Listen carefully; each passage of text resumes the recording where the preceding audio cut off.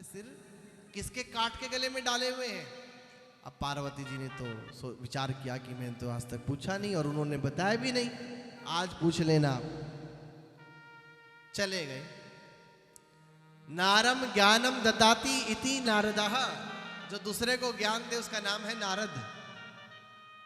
नारद जी की अहम भूमिका रही है, कई प्रसंगों में बड़ी खास भूमिका निभाई है। और यहां पर इस अमर कथा का जन्म होता है नारद जी महाराज के द्वारा। पार्वती जी ने शाम को भगवान शिव जब घर आए तो कहा कि नाथ एक बात बताओ। पूछो देवी, आपने आज तक नहीं बताया लेकिन आज बताना पड़ेगा। ठीक है, पूछो। आपके गले में जो ये माला है मुंडों की, ये मुंड माला किसकी है? ये कटे हुए सिर किसके हैं? तो भगवान शिव ने कहा, देवी को आज कोई घर में आया था क्या? तो पार्वती जी ने कहा आए थे। कौन? देवर्षि नारद।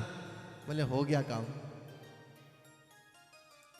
अब तो बताना ही पड़ेगा। कहा चलो देवी, अब छोटी मोटी कथा नहीं, कथा बहुत लंबी है इन सिरों की, चलो बताता हूं तुम्हें मैं। नहीं बताओ तो सही, ये सिर किसके हैं? भगवान शिव ने कहा ये सिर तेरे हैं। मेरे हैं? बोले हाँ। बोले देवी जब तुम मर जाती हो तो तुम्हारा सिर काट करके मैं माला में डाल लेता हूं। अब तो और भी संशय बढ़ गया। अच्छा, आपने ऐसी कौन सी जड़ी खाई है जो आप हमारे इतने मरने के बाद भी नहीं मरे हो? भगवान शिव ने कहा वही तो तुम्हें बता रहा हूं बावरी, चलो यहां से। कहा?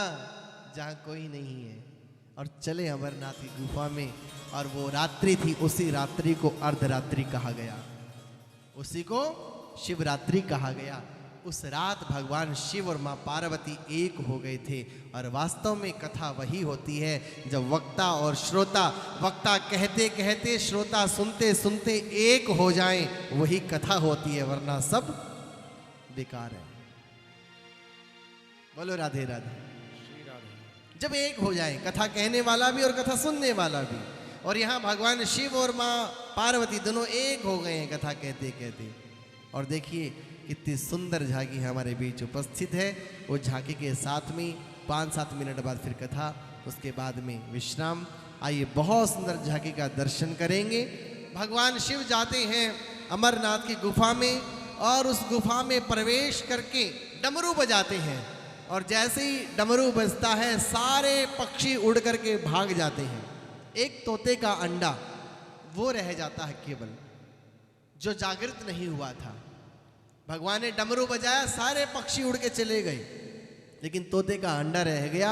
और उस अंडे के ऊपर आसन जमा लिया है मां पार्वती ने। देखिए मां पार्वती कौन है? श्री राधिका जी हैं। ये आद्य शक्ति है। आद्य शक्ति की छाया में वो अंडा पला है। और वो अंडा जब आसन के नीचे था, भगवान शिव कथा कहने के लिए तैयार हुए।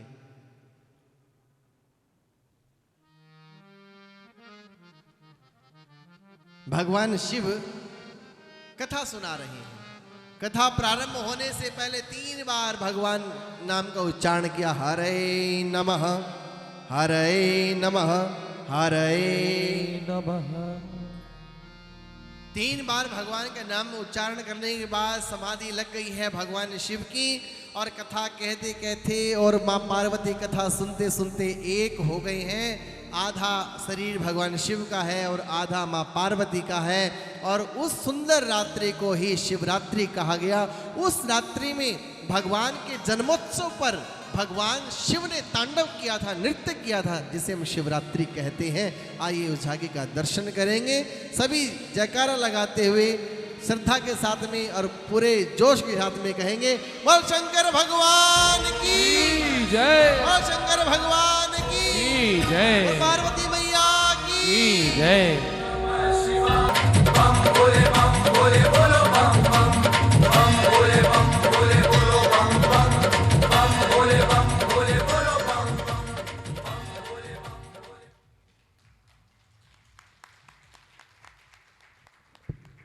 बहुत सुंदर, जोरदार तालियों से बहुत बहुत स्वागत करें। निवेदन करूंगा आप भी मंच पे आए, पूज्य महाराज श्री से आशीर्वाद ग्रहण करें। अच्छा आप नहीं हैं? अच्छा बीना गर्ग जी रोहिणी सेक्टर 8 से हैं, मैं निवेदन करूंगा आप भी। पवन चौहान नागलोई से हैं, मैं निवेदन करूंगा आप भी मंच पे आकर के पूज्य महाराज श्री से कांता गोयल जी पंजाबी बाग से माता श्री यहाँ उपस्थित है, मैं निवेदन करूंगा आप भी मंच पे आएं। श्रीमती चंचल गोयल जी जो पंजाबी बाग से यहाँ माता जी आई हैं, मैं निवेदन करूंगा आपसे भी कि आप भी मंच पे आकर के पूज्य महाराज श्री से आशीर्वाद ग्रहण करें। सभी भक्त वृंदों से निवेदन है जिनका नाम लिया गया है वो मंच पे आकर के पूज्य महाराज श्री से आशीर्वाद ग्रहण करें। एक बार पुनः जोरदार करतल ध्वनि से सभी भक्तों का स्वागत अभिनंदन। गुप्ता परिवार के द्वारा आज इस दिव्य श्रीमद् भागवत कथा का द्वितीय दिवस की इस पावन बेला में हम सभी भगवान के दिव्य स्वरूप का दर्शन करने के साथ साथ कथा का भी आनंद ले रहे हैं। तो आप सभी से मेरा निवेदन है कि समय से आकर के इन सप्त दिवसीय यज्ञ को आप श्रवणपान करें, अपने जीवन को धन्य करें। जिन जिन भक्तों का नाम लिया गया मैं निवेदन करूंगा शीघ्र मंच पे आकर के भागवत भगवान को प्रणाम करें, पूज्य महाराज श्री से आशीर्वाद ग्रहण करें। और सभी भक्त से मेरा निवेदन कि वो प्रसाद लेकर के अवश्य जाएं। सभी भक्तों से निवेदन प्रसाद अवश्य लेकर के जाएं। जो भी गुप्ता परिवार के द्वारा प्रसाद की जो व्यवस्था है उसको अवश्य ग्रहण करें।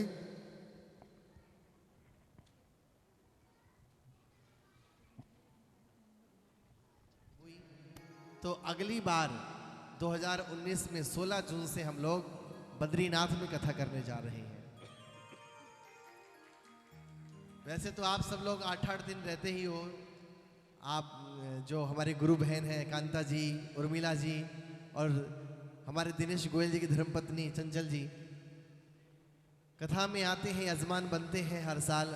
और आप जो कथा करा रहे हो हमारे गुप्ता परिवार, हमारे दीपक गुप्ता जी, ललिता जी पूरे 8 दिन हरिद्वार में रहे। अशोक गुप्ता जी शारदा निकेतन से और अशोक गुप्ता जी आप भी 8 दिन हरिद्वार में रहे। तो अब हमने 2019 में 16 जून से हमने ये संकल्प लिया है कि हम बद्रीनाथ में कथा भगवान की करेंगे। आगे उनकी आज्ञा, उनकी इच्छा है, जैसा वो आशीर्वाद दें। आइए थोड़ी सी कथा, उसके बाद हम लोग आरती में चलेंगे। सभी अपने अपने स्थान पर बैठ जाएं। आज थोड़ी सी देर की कथा है, उसके बाद हम लोग आरती करके, और मेरा सभी से हाथ जोड़ के नम्र निवेदन है कि बिना भोजन के कोई नहीं जाएगा, जितने भी लोग यहाँ बैठे हैं। और यदि आप गए ना तो फिर हम नाराज हो जाएंगे। तो बिना भोजन के कतई नहीं जाना है आपको। प्रसाद लेकर के तभी यहाँ से आप प्रस्थान करें। बोलो बांके बिहारी लाल की, बोले भागवत भगवान की जय। सूत जी महाराज कहते हैं, हे ऋषियों, इस प्रकार वो अमर कथा जब हुई, 10वें स्कंद की कथा पूरी हो गई, 11वें स्कंद की कथा आधी हुई थी, ज्ञान की कथा शुरू हुई, तो पार्वती जी सो गई। पार्वती जी जब सो गई तो भगवान शिव कथा कहते कहते कहीं बंद ना हो जाए, इसलिए आसन के नीचे जो तोते का अंडा था वो अंडा जागृत हो गया था और वो तोता बन चुका था। उसने पार्वती के रूप में हुंकारे भरना शुरू कर दिया। कथा पूरी हुई, जय जयकार हुई। मां पार्वती ने कहा, हाँ भोलेनाथ, तो आगे क्या हुआ? भगवान शिव ने कहा, देवी कथा तो पूरी हो गई और तुम सुनती भी रही, अब क्यों पूछ रही हो? पार्वती जी ने कहा, भगवान हमें तो नींद आ गई थी। तो वो कौन है जिसने कथा सुनी है? जो हुंकारे भर रहा था वो कौन है? इतने में देखा कि तोता उड़ करके भाग निकला। भगवान शिव ने त्रिशूल छोड़ दिया कि बिना आज्ञा के कथा सुनी है, मेरी आज्ञा बिना कथा सुनी है, अधिकारी नहीं था। त्रिशूल छोड़ दिया मारने के लिए। आगे आगे वो तोता और पीछे पीछे त्रिशूल, लेकिन कथा सुन के अमर हो चुका था। और उड़ते उड़ते विटका देवी के जमाई ले रही थी, मुख में प्रवेश कर गया और 12 साल तक ये सुखदेव जी मां के गर्भ में रहे। देवताओं के आग्रह करने पर भगवान पधारे और भगवान ने इन्हें वरदान दिया कि मैं तुम्हें नहीं मारूंगा, तुम लौट के आ जाओ। तब सुखदेव जी ने कहा था कि एक वरदान और दीजिए कि जन्म लेने के बाद मुझे माया ना सताए। तो भगवान ने वरदान दिया था कि मैं तुम्हें वरदान देता हूं कि तुम्हारा जन्म होगा पर मेरी माया तुम्हें नहीं सताएगी। तब ये लौट करके संसार में आए थे। इस प्रकार इन्हें मां भगवती की कृपा प्राप्त है। सूत जी महाराज कहते कि हे ऋषियों, जब सुखदेव जी महाराज वहां पर प्रकट हो गए शुक्रताल में, महाराज परीक्षित चरणों में बैठे हुए प्रश्न करते हैं, अतः पृच्छामि संसिद्धिम योगीनां परम गुरुम पुरुषस्य है यत् कार्य म्रियमाणस् सर्वथा। अतः पृच्छामि संसिद्धिं योगिनां परम गुरुं पुरुषस्य है यत् कार्य म्रियमाणस्य सर्वथा। हे गुरुदेव, आपके चरणों में केवल एक विनती है। इतना पूछना चाहता हूं कि जिसकी मृत्यु निश्चित हो गई है या जिसकी मृत्यु होने वाली है, उस व्यक्ति को क्या करना चाहिए? तो सुखदेव जी महाराज कहते हैं, राजन, मृत्यु होने से पहले व्यक्ति के ऊपर 3 ऋण होते हैं। एक देव ऋण होता है, एक ऋषि ऋण होता है, एक पितृ ऋण होता है। मरने से पहले व्यक्ति को अपने सिर से ये तीनों ऋण उतार देने चाहिए, वरना ये ऋण तुम्हें फिर पुनर्जन्म का कारण बनाते हैं। फिर भार पे भार, भार पे भार, भार पे भार चढ़ता ही रहता है। हे गुरुदेव, वो 3 ऋण क्या है? बोले एक है देव ऋण, देवताओं का ऋण जरूर चुकाना चाहिए। पंचदेव उपासना, जो व्यक्ति सुबह उठ करके स्नान करके देवों की उपासना करता है, उसका देव ऋण पूरा हो जाता है। जो रोज संध्या वंदन करता है, भगवान की आरती करता है, भगवान का नाम जपता है, गुरु दीक्षित होकर के दीक्षा मंत्र लेकर के जो जाप करता है, उसका देव ऋण पूरा हो जाता है। दूसरा है ऋषि ऋण। तीर्थों की यात्रा करके, तीर्थों का स्नान करके, और जो महात्माओं ने, जो ऋषियों ने जो वेद शास्त्र लिखे हैं, उनका पठन पाठन करके जीव ऋषि ऋण से उऋण हो जाता है, उसका ऋषि ऋण उतर जाता है। लेकिन एक तीसरा है जो बहुत भारी है, जिसको कहा गया है पितृ ऋण। पितृ ऋण कब उतरता है? जब कोई गृहस्थी 5 यज्ञ नित्य प्रति करता है और गया जैसे पवित्र धाम में वर्ष में एक बार जाकर के अपने पितरों के निमित्त पिंडदान करता है और 12 वर्ष तक लगातार अमावस्या में ब्राह्मण भोज कराता है और अपने जीवन में 2 बार कम से कम कोई धार्मिक अनुष्ठान करता है, वो व्यक्ति पितृ ऋण से उऋण हो जाता है।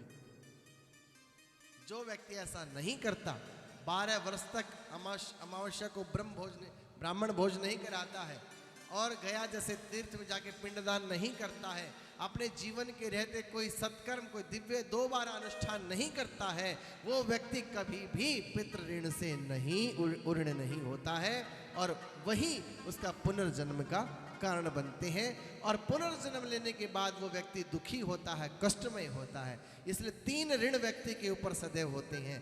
देव ऋण होता है, देव ऋण पूजा पाठ करने से पूरा हो जाता है, उतर जाता है। ऋषि ऋण गीता जैसे, भागवत जैसे, रामायण जैसे ग्रंथों का पठन करने पर उऋण हो जाता है व्यक्ति। तीर्थों में स्नान करके ऋषि ऋण से मुक्त हो जाता है। जो ऋषियों ने ग्रंथ लिखे हैं, भागवत जी नहीं, जो ऋषियों ने ग्रंथ लिखे हैं, उन ग्रंथों का, उन वेद शास्त्रों का पठन पाठन करके वो व्यक्ति ऋषि ऋण से मुक्त हो जाता है। लेकिन जो पितृ ऋण है 12 वर्ष तक, अब है कोई ऐसा? बताओ, कोई नहीं होगा। गया जैसे पवित्र तीर्थ में पिंडदान तो कराए आएंगे उनसे पीछा छुड़ाने के लिए कि छोड़ आए, और कोई तुम्हें तुम्हारे घर से निकाल के छोड़ाए तो अपने जीवन में कोई दिव्य अनुष्ठान यदि आपने नहीं किया है, भागवत जैसा अनुष्ठान नहीं किया है, यदि आपने ऐसे पवित्र अनुष्ठान को, पितृ गायत्री है या भागवत जी है या फिर कोई साधना है, आपने नहीं की है, तो आप पितृ ऋण से मुक्त नहीं हो सकते। और फिर भूल जाइए सुख के बारे में। यदि आपको सुखी होना है तो आपको ये करना ही पड़ेगा। प्रत्येक अमावस्या को ब्राह्मण को भोजन कराएं, गाय को भोजन कराएं, पक्षियों को दाना डालें, और खासकर यदि बहुत जल्दी यदि आपको पितृ ऋण से मुक्त होना है तो शनिवार के दिन कुत्तों को दूध पिलाएं, उनको कभी ना दुत्कारें, कभी गाली ना दें, कभी डंडा ना मारें। पितृ ऋण बहुत भारी होता है, भूमि के देवता होते हैं पितृ, और यदि आपने भागवत सुन ली है या भागवत करा ली है तो आपके पितृ मुक्त हो जाते हैं, मोक्ष को प्राप्त कर जाते हैं, क्योंकि भागवत एक ऐसा अनुष्ठान है, एक ऐसा यज्ञ है, इससे ऊपर ना कोई यज्ञ हुआ है और ना कोई हो सकता, क्योंकि भगवान के सारे अवतारों की कथा है इसमें। और 4 शब्द हैं भागवत, धर्म अर्थ काम मोक्ष, ये चारों को देने वाली है। जिसने अपने जीवन में एक बार आसन पे बैठ करके, एक आसन पे बैठ के भागवत जी को सुन लिया, या स्वयं उसका पाठ कर लिया, या भागवत का पाठ करा लिया, वो व्यक्ति पितृ ऋण से मुक्त हो जाता है। बोलो बांके बिहारी लाल की। हे राजन, अब तुम्हारे पास समय बहुत कम है। क्या? अब तुम्हारे पास समय बहुत कम है, केवल 7 दिन बचे हुए हैं। 7 दिन में बताओ तुम कितने तीर्थ कर लोगे? 7 दिन में तुम कितने वेद शास्त्रों का पाठ कर लोगे? तुम कितना पितरों के लिए क्या कार्य कर लोगे? हे राजन, इन 7 दिनों में यदि तुम्हें मुक्त होना है तो केवल अब एक साधन बचा हुआ है, वह है श्रीमद् भागवत की कथा। इन 7 दिनों में यदि तुम्हें मुक्त होना है तो केवल एक रास्ता है, एक साधन है, केवल श्रीमद् भागवत की कथा। इसलिए हे राजन, आओ मैं तुम्हें कथा सुनाता हूँ, इसी कथा से तुम्हारा मोक्ष हो जाएगा। और उस समय जब महाराज परीक्षित का मोक्ष हुआ, स्वयं ब्रह्मदेव, भगवान शिव, शेष, महेश, शारदा, सारे देवता उस आश्चर्य को देख रहे थे। ये पहला आश्चर्य हुआ कि एक जीवित व्यक्ति मोक्ष पदवी को कैसे प्राप्त करता है। एक आदमी जिसको श्राप हुआ, अकाल मृत्यु हुई, अकाल मृत्यु होने वाले को भी जो मुक्त कर दे, उसी का नाम है श्रीमद् भागवत।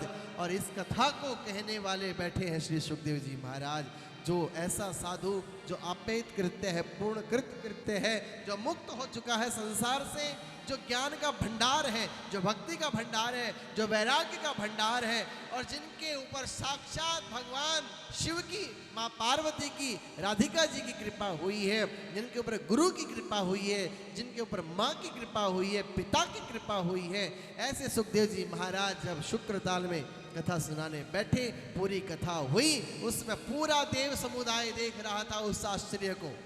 महाराज परीक्षित का शरीर जल के भस्म हुआ, उससे पहले उनकी जीवात्मा उनके शरीर को छोड़ के निकली और भगवान के धाम को चली गई। बोल बांके बिहारी लाल की जय।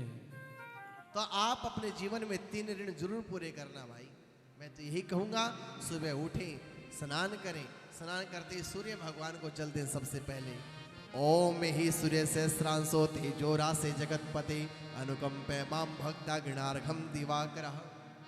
जल देने के बाद 7 परिक्रमा करें, उसके बाद गणेश जी की पूजा करें, फिर भगवान विष्णु की पूजा करें, फिर भगवान शिव की पूजा करें, और उसके बाद भगवान माँ दुर्गा की पूजा करें, क्योंकि वो शक्ति देने वाली है, वो आद्य शक्ति है। और उसके बाद जब भी समय मिले आपको, हरिद्वार जैसे, वृंदावन जैसे, मथुरा जैसे, काशी जैसे, द्वारिका जैसे तीर्थों की यात्रा एक बार समय निकाल के, वर्ष में एक बार, जीवन में एक बार नहीं, वर्ष में एक बार तो जरूर करें। गायों को घास खिलाएं, चारा डालें, चींटियों को दाना डालें, गाय को कोशिश करें कि आप रोज अपने घर पर पहली रोटी आप गाय को खिलाएं। अमावस्या के दिन ब्राह्मण को बुला करके 12 से 3 का समय होता है पितरों का, हम लोग सुबह 6 बजे निकाल के रख देते हैं। आप बताओ, कोई मुझे, आपको कोई कहे कि रात के 2 बजे रोटी खा लो, खा लोगे आप? आपका जब भोजन का समय होगा तभी तो खाओगे। हम लोग सुबह 6 बजे परोसा निकाल दिया, बस छुटकारा चाहिए। अरे भाई, जिंदगी इतनी मीठी है, इसे बोझ बन के मत जियो, आनंद के साथ जियो। हम इतने सुंदर संस्कार लेकर के, सुंदर संस्कृति लेकर के सनातन धर्म में जन्मे हैं। हमारे धर्म में इतना कुछ है, इसे बोझ ना समझें, इसे मधुरता के साथ में जिए। रोज सुबह आनंद के साथ में स्नान करें और फिर उसके बाद में भगवान की पूजा मन से करें, दिल से करें। ये ना समझे कि थोड़ी देर का समय करो और निकलो यहां से, हटो यहां से, नहीं, ऐसे नहीं, फिर तो जाना बेकार है।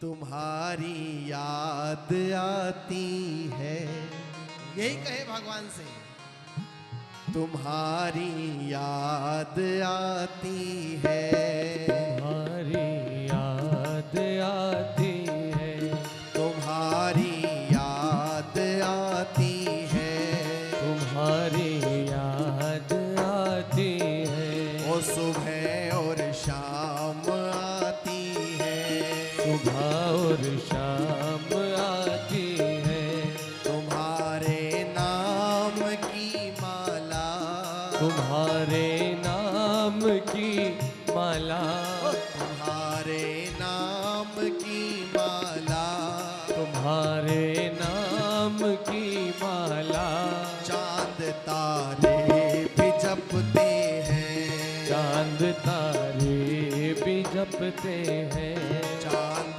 तारे भी जपते हैं, चांद तारे भी जपते हैं।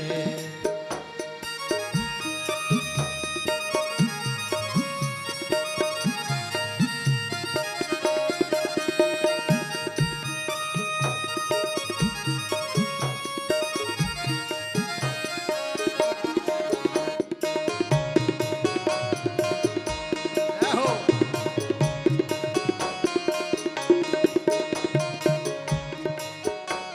ओ तुम्हारी बाट तकते हैं, तुम्हारी बाट तकते हैं, मेरे ये बावरे नैना, मेरे ये बाबरे नैना, तुम्हारी बाट तकते हैं, तुम्हारी बाट तकते हैं, मेरे ये बावरे नैना, मेरे ये बाबरे नैना, तेरे आने की आहट पे, तेरे आने की आहट पे, तेरे आने की आहट पे, तेरे आने की आहट पे, मैं नित पल के झुकाता हूँ, मैं नित पल के झुकाता हूँ,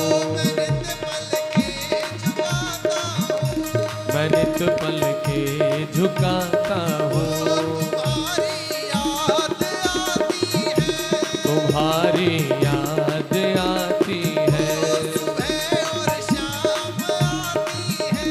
सुबह और शाम आती है, तुम्हारे नाम की माला, तुम्हारे नाम की माला, तुम्हारे नाम की माला, चांद तारे भी जपते हैं, चांद तारे भी जपते हैं, चांद तारे भी जपते हैं, चांद तारे भी जपते ओ हैं, तुम्हें हम याद करते हैं, तुम्हें हम याद करते हैं। कौन कौन याद करना चाहता है भगवान को? तो सभी गाइए।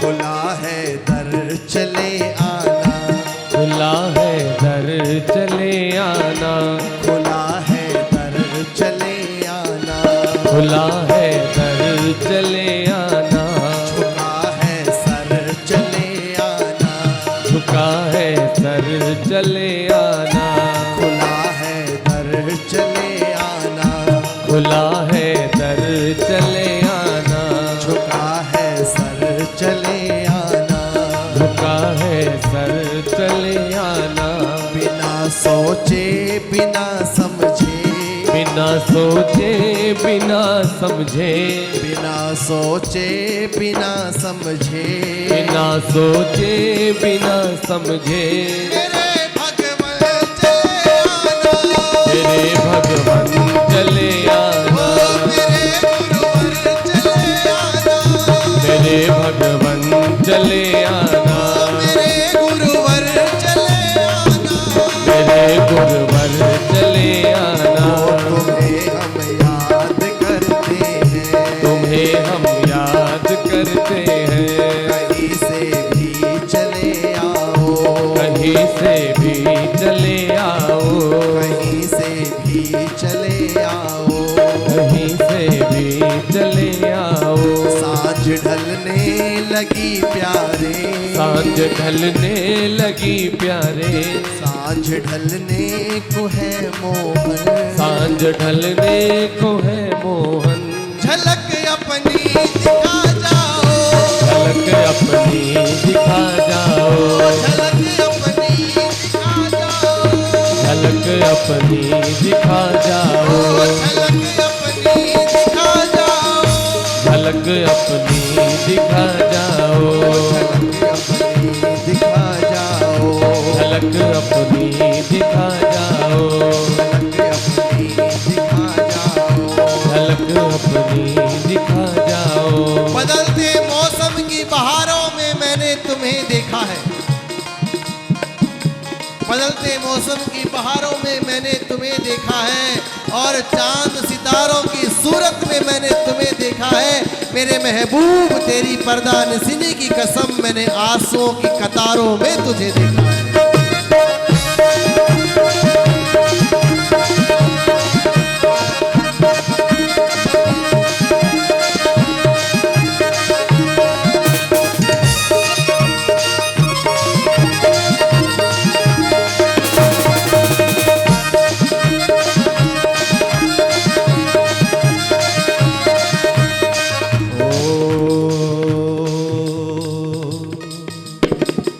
सुहानी रात का सदका, सुहानी रात का सदका, सुहानी रात का सदका, सुहानी रात का सदका, तेरी हर बात का सदका। तेरी हर बात का सदका। देखो भैया गाइए, क्योंकि गीत है परमात्मा, और झूमिए क्योंकि राग है परमात्मा, और नाचिए क्योंकि नाच है परमात्मा। सुहानी रात का सदका, सुहानी रात का सदका, तेरी हर बात का सदका, तेरी हर बात का सदका। बसे हो तुम ही तुम जिसमें, बसे हो तुम ही तुम जिसमें, बसे हो तुम ही तुम जिसमें, बसे हो तुम ही तुम जिसमें, बसे हो तुम ही तुम जिसमें, हर एक लम्हात का सदका, हर कलम हाथ का सदका, हर कलम तुम्हारी याद आती है, सुबह और शाम आती है, सुबह और शाम आती है, सुबह और शाम आती है, सुबह और शाम आती है, तुम्हारी। याद आती है। और देखिए आपकी याद भगवान को खींच लाएगी। आज आपने अर्धनारीश्वर भगवान की झांकी का दर्शन किया, कल आप जिन लड्डू गोपाल की पूजा करते हो ना मंदिर में, बिल्कुल वैसा ही स्वरूप आपको मिलेगा। कथा में आने से पहले अपने लड्डू गोपाल से नजरें मिला के आना और कहना हम आपको कथा में देखना चाहते हैं, और कल आपको लड्डू गोपाल ठीक वैसे ही जैसे आपके घर में रखे हैं, वैसे ही कल आपको यहाँ पर लड्डू गोपाल भगवान की झांकी का दर्शन होगा। तो इतनी सुंदर झांकी है लड्डू गोपाल की, आप ज़रूर देखेंगे। और लेकिन घर से आने से पहले नजरें मिला के आना, कहना प्रभु बदलते मौसम की बहारों में मैंने तुझे देखा है, बदलते मौसम की बहारों में मैंने तुझे देखा है, चांद सितारों की सीरत में मैंने तुझे देखा है, मेरे महबूब तेरी पर्दा नसीनी की कसम, मैंने आंसुओं की कतारों में तुझे देखा है। आप नजरें मिला के आना, और यहाँ बैठ के देखे ना, आपको बिल्कुल वैसे ही दिखाई देंगे। आज की कथा को मैं यही प्रणाम करूँगा। कल वामन भगवान की कथा का श्रवण करेंगे, अनेकों अवतारों कथा का श्रवण करेंगे। तो सभी समय से आ जाएं। आज की कथा के लिए मैं आपको बहुत बहुत बधाई देता हूँ, अपनी शुभकामनाएं देता हूँ। और दूसरे दिन कथा आपके लिए शुभ हो। और मैं चाहूँगा कि एक बार सभी लोग इस गुप्ता परिवार के लिए जोरदार तालियों से इन्हें अपना आशीष देंगे, जोरदार तालियों से। ओम ही सूर्य सहस्रांशो तेजोरा से जगतपते अनुकंपे माम भक्ता गणार्घम दिवाकरः। जल देने के बाद 7 परिक्रमा करें, उसके बाद गणेश जी की पूजा करें, फिर भगवान विष्णु की पूजा करें, फिर भगवान शिव की पूजा करें, और उसके बाद भगवान माँ दुर्गा की पूजा करें, क्योंकि वो शक्ति देने वाली है, वो आद्य शक्ति है। और उसके बाद जब भी समय मिले आपको, हरिद्वार जैसे, वृंदावन जैसे, मथुरा जैसे, काशी जैसे, द्वारिका जैसे तीर्थों की यात्रा एक बार समय निकाल के, वर्ष में एक बार, जीवन में एक बार नहीं, वर्ष में एक बार तो जरूर करें। गायों को घास खिलाएं, चारा डालें, चींटियों को दाना डालें। गाय को कोशिश करें कि आप रोज अपने घर पर पहली रोटी आप गाय को खिलाएं। अमावस्या के दिन ब्राह्मण को बुला करके 12 से 3 का समय होता है पितरों का, हम लोग सुबह 6 बजे निकाल के रख देते हैं। आप बताओ, कोई मुझे, आपको कोई कहे कि रात के 2 बजे रोटी खा लो, खा लोगे आप? आपका जब भोजन का समय होगा तभी तो खाओगे। हम लोग सुबह 6 बजे परोसा निकाल दिया, बस छुटकारा चाहिए। अरे भाई, जिंदगी इतनी मीठी है, इसे बोझ बन के मत जियो, आनंद के साथ जियो। हम इतने सुंदर संस्कार लेकर के, सुंदर संस्कृति लेकर के सनातन धर्म में जन्मे हैं। हमारे धर्म में इतना कुछ है, इसे बोझ ना समझें, इसे मधुरता के साथ में जिए। रोज सुबह आनंद के साथ में स्नान करें, और फिर उसके बाद में भगवान की पूजा मन से करें, दिल से करें। ये ना समझे कि थोड़ी देर का समय करो और निकलो यहाँ से, हटो यहाँ से, नहीं, ऐसे नहीं, फिर तो जाना बेकार है।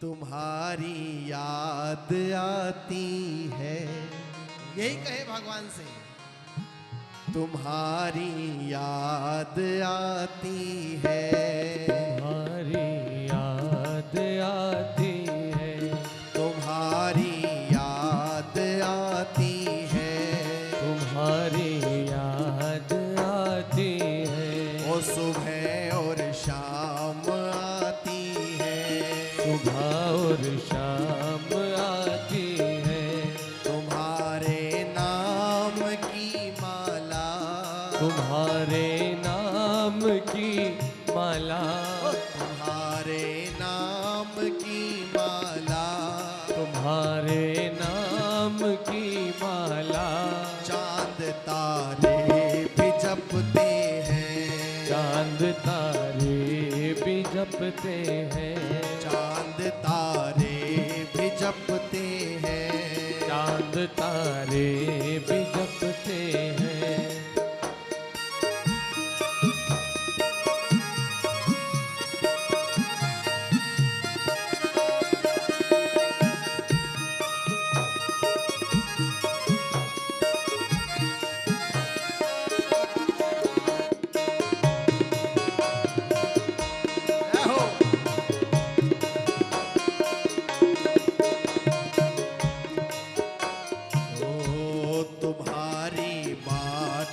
तकते हैं, तुम्हारी बाट तकते हैं, मेरे ये बावरे नैना, मेरे ये बाबरे नैना, तुम्हारी बाट तकते हैं, तुम्हारी बाट तकते हैं, मेरे ये बावरे नैना, मेरे ये बाबरे नैना, तेरे आने की आहट पे, तेरे आने की आहट पे, तेरे आने की आहट पे, तेरे आने की आहट पे, मैं नित पल के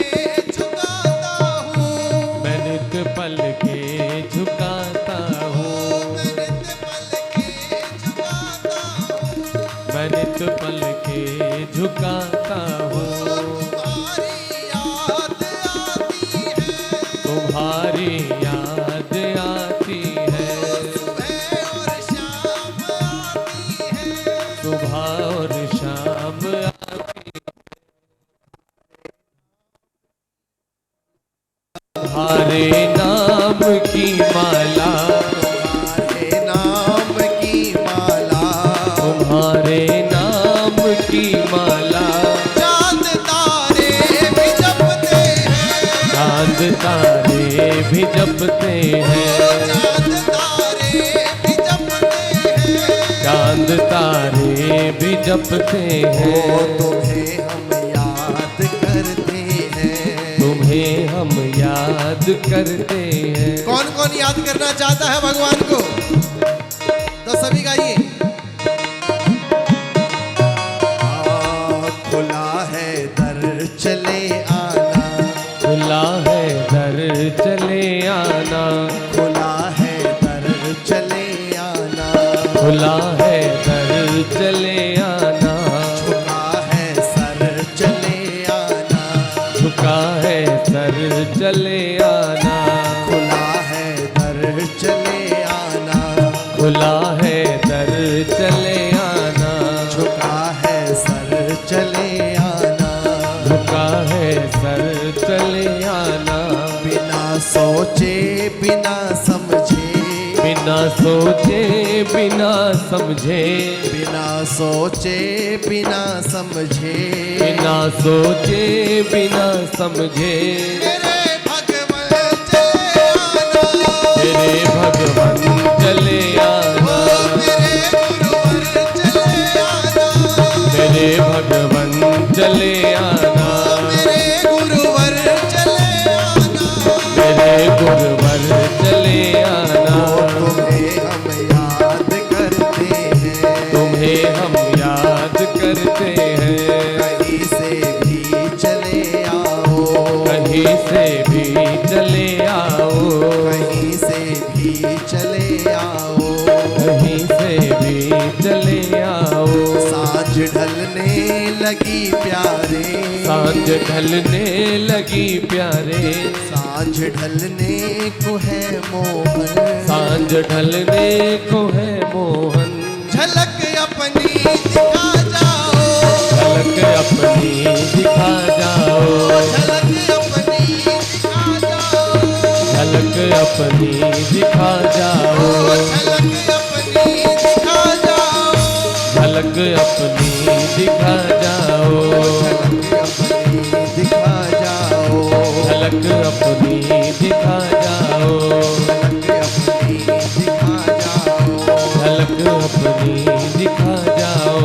बदलते मौसम की बहारों में मैंने तुम्हें देखा है, बदलते मौसम की बहारों में मैंने तुम्हें देखा है, और चांद सितारों की सूरत में मैंने तुम्हें देखा है। मेरे महबूब तेरी पर्दा नसीनी की कसम, मैंने आंसुओं की कतारों में तुझे देखा है।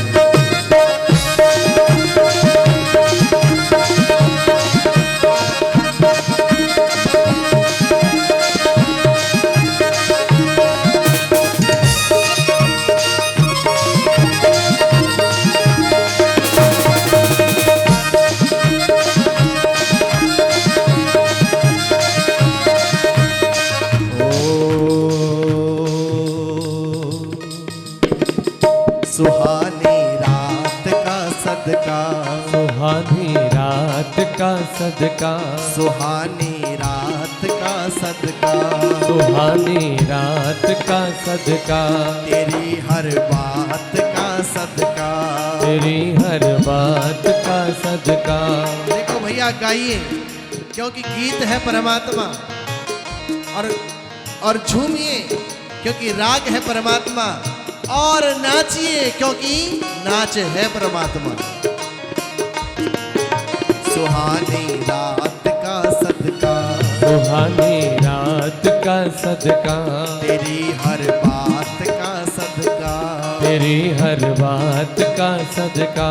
बसे हो तुम ही तुम जिसमें, बसे हो तुम ही तुम जिसमें, बसे हो तुम ही तुम जिसमें, बसे हो तुम ही तुम जिसमें, बसे हो तुम ही तुम जिसमें, हर एक लम्हात का सदका, हर कलम हाथ का सदका, हर कलम तुम्हारी याद आती है, तुम्हारी याद आती है, सुबह और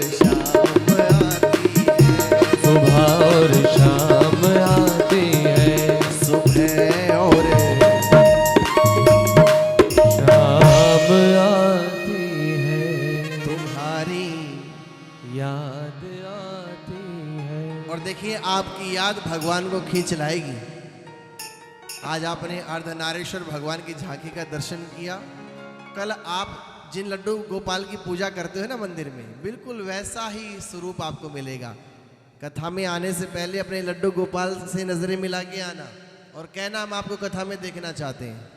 और कल आपको लड्डू गोपाल ठीक वैसे ही जैसे आपके घर में रखे हैं, वैसे ही कल आपको यहाँ पर लड्डू गोपाल भगवान की झांकी का दर्शन होगा। तो इतनी सुंदर झांकी है लड्डू गोपाल की, आप जरूर देखेंगे। और लेकिन घर से आने से पहले नजरें मिला के आना, कहना प्रभु बदलते मौसम की बहारों में मैंने तुझे देखा है, बदलते मौसम की बहारों में मैंने तुझे देखा है, चांद सितारों की सीरत में मैंने तुझे देखा है, मेरे महबूब तेरी पर्दा नसीनी की कसम मैंने आंसुओं की कतारों में तुझे देखा है। आप नजरें मिला के आना और यहाँ बैठ के देखना, आपको बिल्कुल वैसे ही दिखाई देंगे। आज की कथा को मैं यही प्रणाम करूँगा। कल वामन भगवान की कथा का श्रवण करेंगे, अनेकों अवतारों की कथा का श्रवण करेंगे। तो सभी समय से आ जाएं। आज की कथा के लिए मैं आपको बहुत बहुत बधाई देता हूँ, अपनी शुभकामनाएं देता हूँ। और दूसरे दिन कथा आपके लिए शुभ हो। और मैं चाहूँगा कि एक बार सभी लोग इस गुप्ता परिवार के लिए जोरदार तालियों से इन्हें अपना आशीष देंगे, जोरदार तालियों से।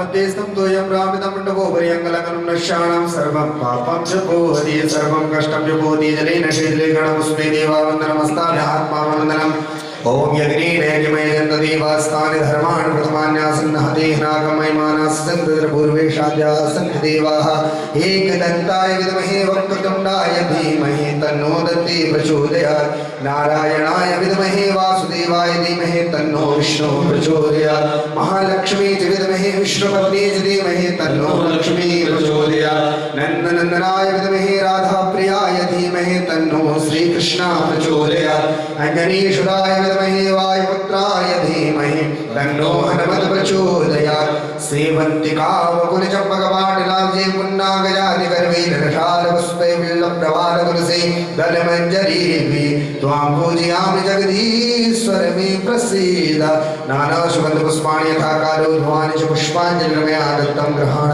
परमेश्वर मन्त्रपुष्पाञ्जलि समर्पयामि। बोलिए श्रीमद्भागवत महापुराण की बांके बिहारी लाल की श्री पितृदेवताओं की जय हनुमान जी महाराज की जय जय जय श्री राधे श्याम।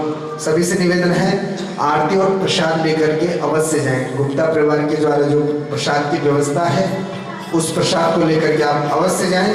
जय श्री राधे।